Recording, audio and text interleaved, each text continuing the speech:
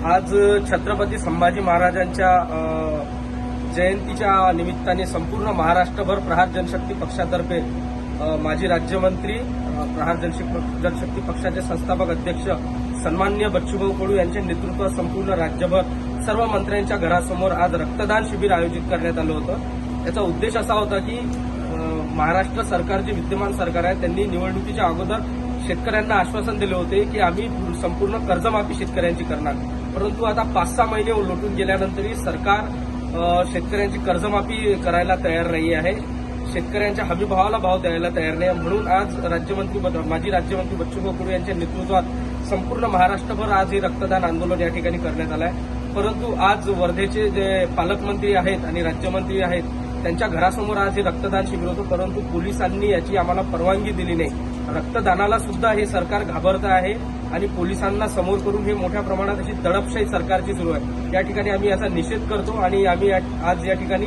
रक्तदानाच्या माध्यमातून सरकारला पुन्हा एकदा विनंती करतो की तात्काळ लवकरात लवकर शेतकऱ्यांची कर्जमाफी करण्यात यावी, नाहीतर याच्या नंतर आम्ही बच्चूभाऊ यांच्या नेतृत्वात पुढील आंदोलन मोठ्या उग्र स्वरूपात करणार।